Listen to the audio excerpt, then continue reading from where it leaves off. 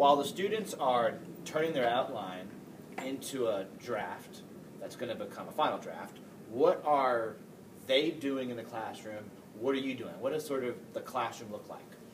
It looks busy. I'm working the room. If my co-teacher, if it's my co-taught class, she's working in the room. We've said often that days when we're writing, she and I are just as tired as they are by the time it's done because we have to circulate so much. But essentially, if a student has done the tree map, made their selections, done their analysis, and written their key sentences, the essay is written itself for the most part. They just have to make the connections and fill it in. For students that don't struggle with that, they just write. They utilize the checklist that we've given them to sort of self-evaluate through the rough drafting process if they've done what they needed to do. For students that just need that confidence boost, I am walking around helping them, answering their questions, possibly reading snippets of what they've written to give them that confidence boost to let them know that, yeah, that's good, you're doing well, keep going. I find that they need a lot of encouragement to continue to write. And for students who are really struggling, that conference might take a little bit longer. Right. And it might be much more collaborative between me and that student. Another thing that happens during the rough draft stage is students are they are directed to self-evaluate their essay. Right. Once they're done, go back, utilize the checklist. There are just 4 things on the checklist that really are derived straight from the prompt. You can see that this particular student made some notes in her own words about what those items on the checklist meant. And they can do that a variety of ways. They can go through it themselves, or they can peer edit with someone else. One thing I noticed about these 4 items is they correspond exactly with your original goals that Yes. you'd set at the beginning of this unit. They're going to explore author's intended effect as they perceived it, explain what they think it meant literally and how the figurative expression makes the concepts more powerful, and identify and evaluate and paraphrase examples, identify, evaluate. So Yes. they do have to think about it and how it affects readers. So you've sort of synthesized a lot of standards and different objectives into 4 clear statements that the students can reflect on with themselves or with each other, but it's not a huge No, list. it's much less intimidating this way. It's much less intimidating. For them to use themselves or for them to use in a peer-to-peer setting, Yeah. either way it gets used. It's much less intimidating. So for let's them. take a look at a piece of work. This young person wrote, we're going to look at their Her first body paragraph? first body paragraph. Okay.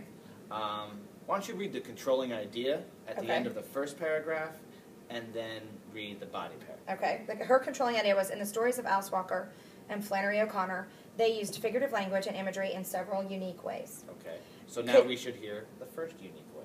Okay. First, Alice Walker's poem, Before You Knew You Owned It, used personification and imagery. Quote, tame wild disappointment with caress unmoved and cold is personification saying to get control of your disappointment and use it as motivation. The author used this example of figurative language to tell the reader to use disappointment to push you forward. Imagery in the poem is, quote, discover the reason why so tiny human midget exists at all. Is meant for the reader to wonder why people do exist, since we are so tiny compared to the entire universe. I think the author uses this piece of figurative language because it really makes the reader wonder why we exist and what really is our purpose on the universe. Should be in the universe. So what do you see in there that you like? What kind of positive feedback would you give that student? I see this writer doing exactly what I asked them to do.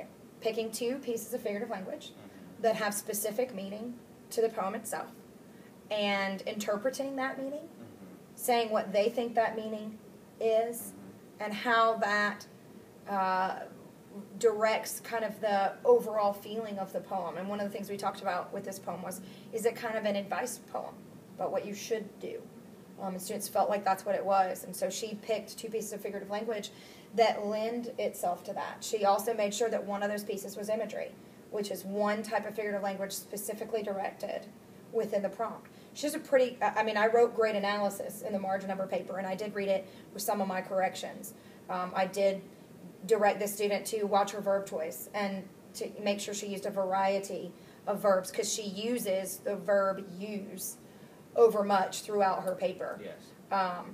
But as far as your big goals, she's met it for this your paragraph. focus standards, you didn't really put a lot of the grammar and language in your focus standard. So you might not weight that as much. No, and it's not weighted as much on the rubric either. But for my big goal, Right. did she pick figurative language that she felt like she could analyze with depth? Yes, she did. Okay. She talk about what those meanings were? Yes. This is a meets bordering on exceeds body paragraph. Okay. So our last conversation will be about how you used a rubric and what that rubric looked like as you evaluated these essays. Okay.